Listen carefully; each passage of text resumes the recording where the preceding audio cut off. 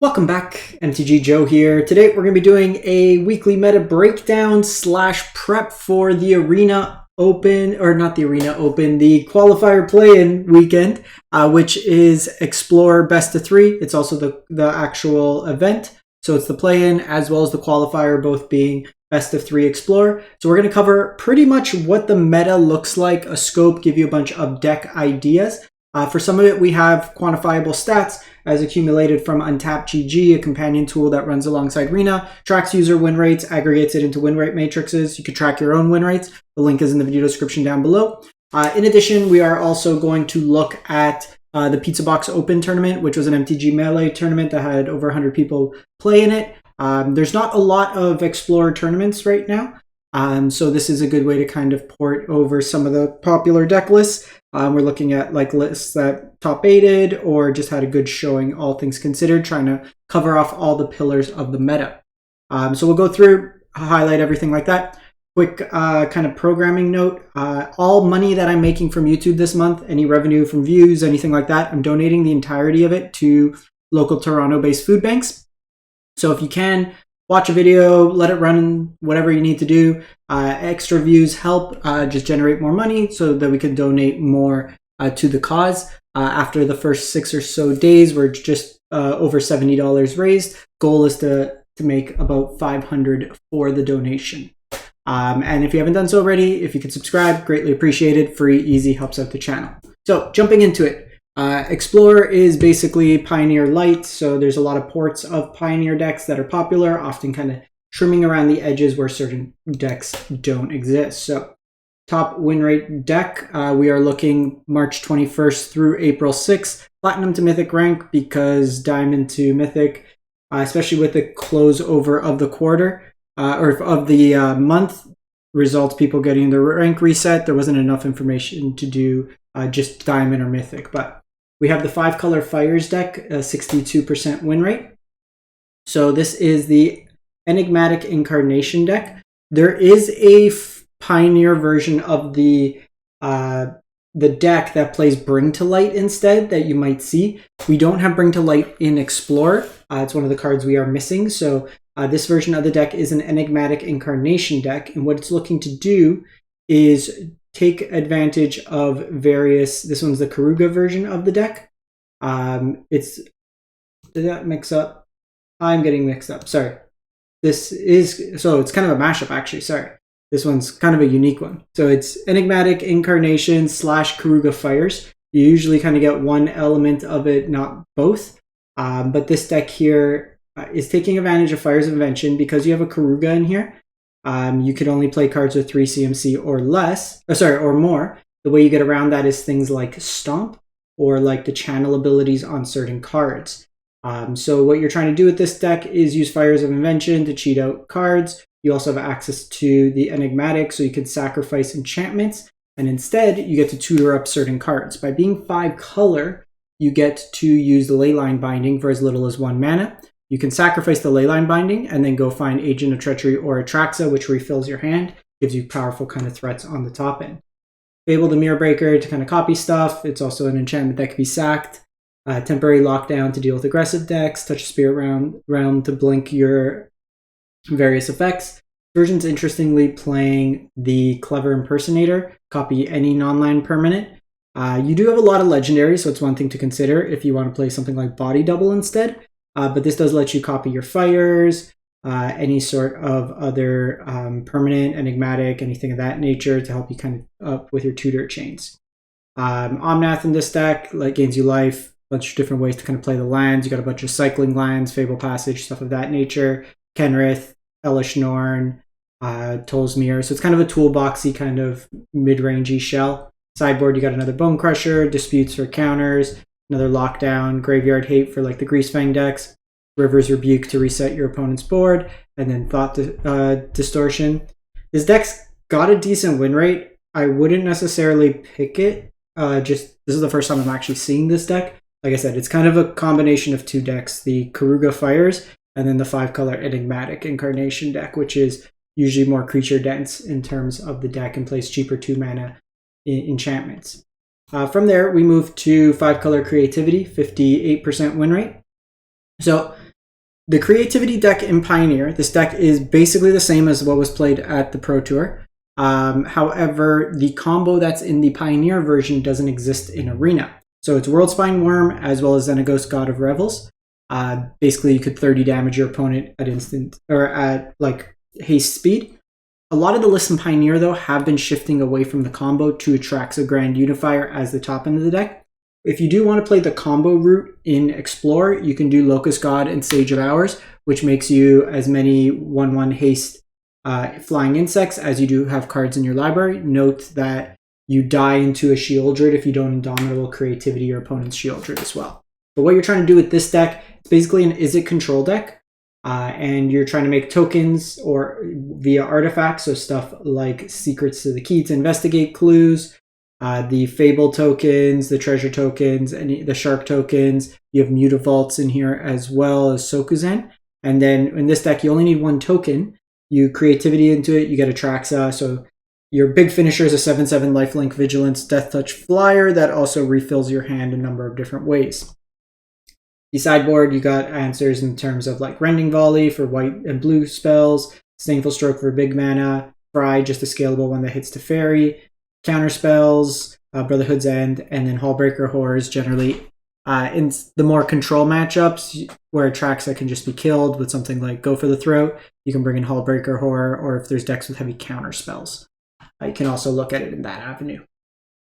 We then go to another combo deck of the format, Abzan Greasefang. So this deck is card for card to the Pioneer version, 56% win rate. So this is a self-mill deck. With the addition of Shadows over Innistrad Remastered, we have Traverse the Uvenwald, as well as Vessel of Nascency.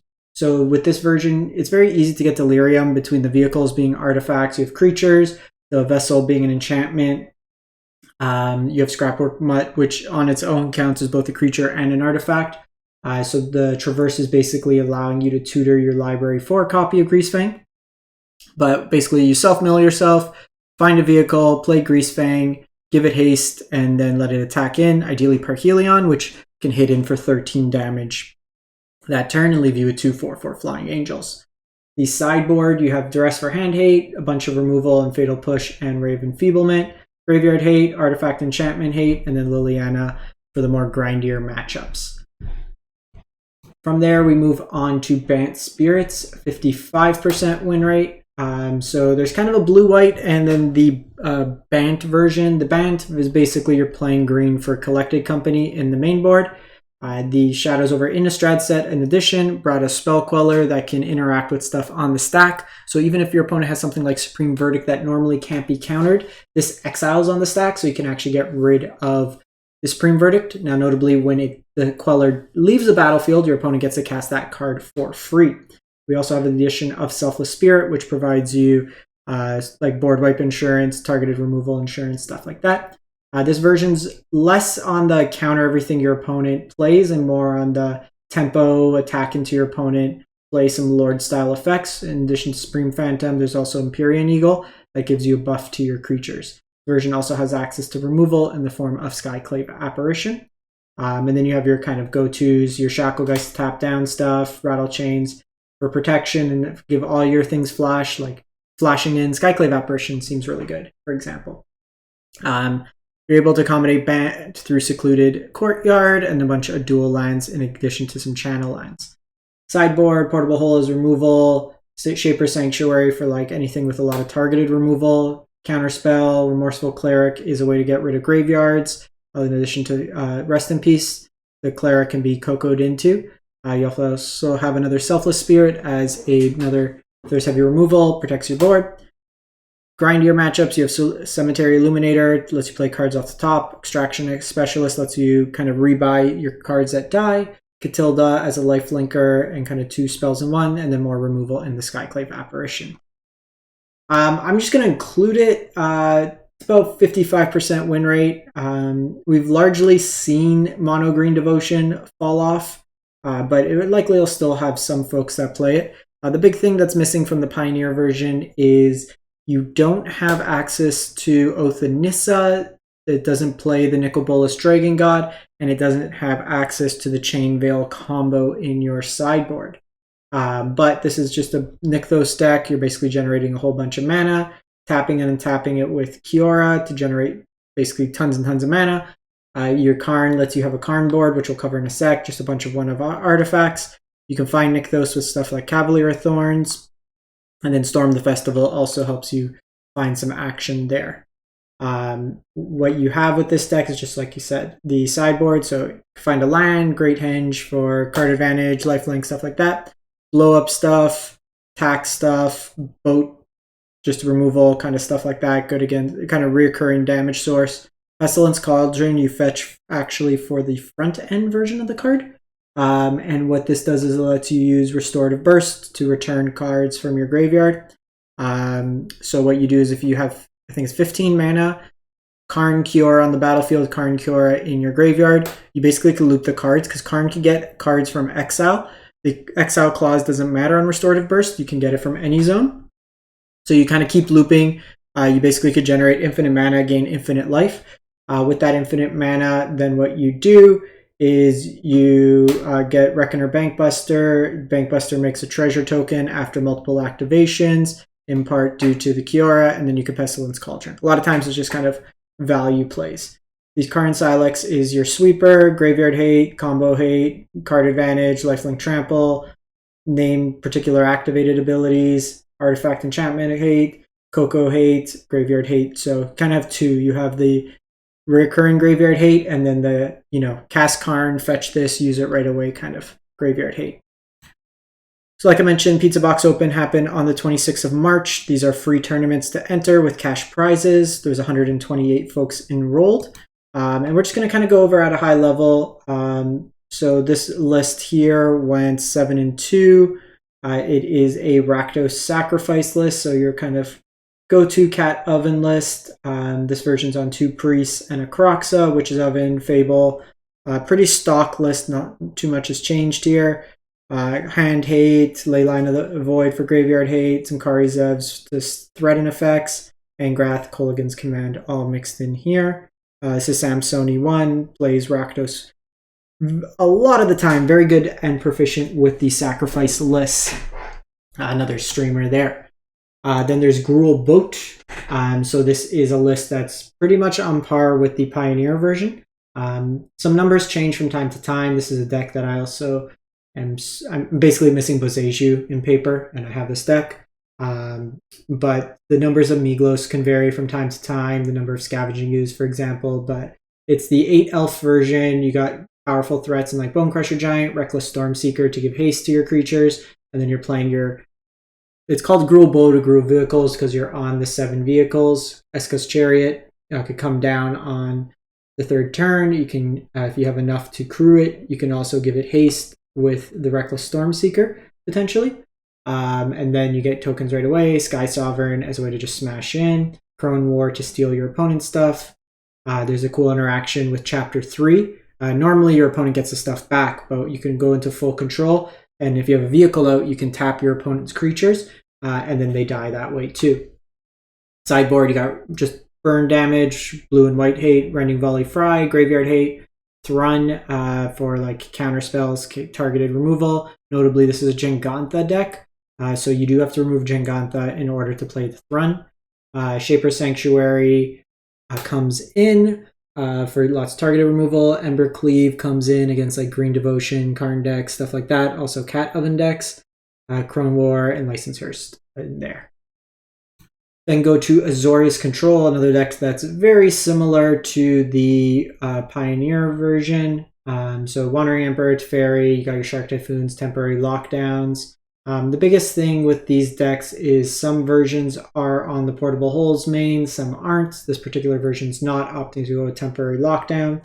Just a number of counter spells, targeted removal, Memory Deluge for card advantage, just saying no a lot of different ways. You win through like Shark Typhoon, Teferi, Wandering Emperor, or your creature lands in Castle Ardenvale or Hall of the Storm Giants.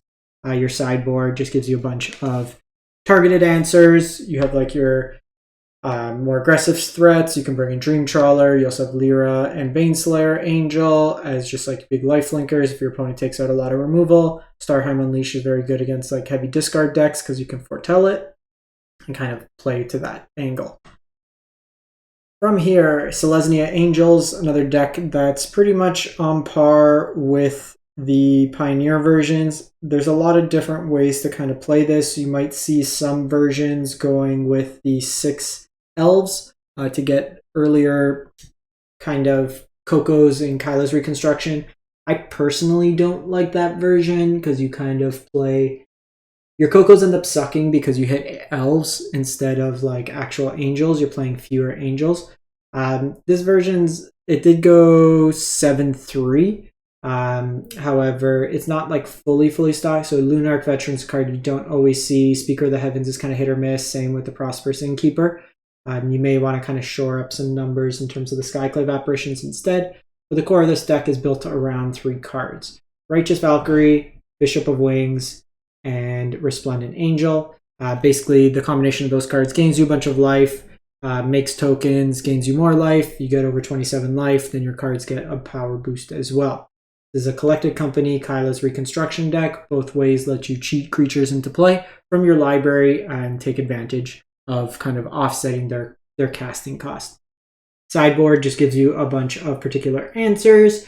Protection spells like Shaper Sanctuary in a way, Heroic Intervention, tax style effects, Archon of Emeria, Yasharn for the sack decks, Redain as tax and kind of big mana tax effects, very good against like mono green for example. Removal, and then a Johnny Strength of the Pride's kind of the mirror breaker, anything that's gaining a lot of life. Then we go to Rakdos Midrange. So this is another deck that is pretty much on par with the Pioneer version. Usually you only see 1 Urborg at times in the mana base, but a deck that the configurations can vary slightly between numbers and stuff like that. The core of the deck is just a bunch of very powerful Rakdos midrange cards. So Liliana's, Bone Crushers, Blood Ties, Sheoldred, Graveyard Trespasser, Misery Shadows, Croxas. Bankbuster's a card you see in some numbers from time to time, 5 discard spells. Bunch of different removal spells kind of mixed into there. Hand Hate in the sideboard, just kind of, you have your sweepers if needed, more planeswalkers, some graveyard hate. You're just really kind of fixing up either if you're overboarded on removal in a control matchup, you bring in the Hand Hate, or vice versa, and you kind of tailor your matchup there. But lots of 2-for-1s, lots of value in that respect. And then finally, as I'm running out of breath, we have Mono White Humans. So this is another deck that's pretty much on par with the Pioneer version. So you have, it's Mono White aggressive deck with the human sub-theme. The benefit of playing humans is you have stuff like Thalia's Lieutenant that puts counters on a bunch of things, make them very large. Adeline, you have tax effects with Thalia mixed into there. You have Brutal Cathar's removal. The Luminarch Aspirant puts more counters on things. Extraction Specialist buys stuff back. You're playing a bunch of utility lines with like Mutavault, Iganjo for removal, Chef Neptune, Castle Lockwain as well. Some of the decks are on Brave the Elements, some are on Ossification. Depends on how aggressive or reactive you want to be with the deck itself. So that's kind of a consideration there. The Pro Tour list was on the Ossifications main. Brave the Elements gives you protection and it's better when you're facing kind of a known monocolor meta. Wedding announcements for the Rakdos matchup, kind of control-y matchups. Removal of Portable Hole, Graveyard Hate, Big Things Hate, tax effects with Redain, and then Containment Priest is for Coco or kind of graveyard-focused decks. So that's pretty much a rundown of the Explorer format ahead of this weekend. If I find any kind of unique lists, I'll post them in the comments. But let me know in the comments as well if you do well with what you did, and we'll kind of curate a bunch of lists for everyone together. In any case, thanks for watching. Hope you have a great one and stay safe and good luck if you're playing. Bye.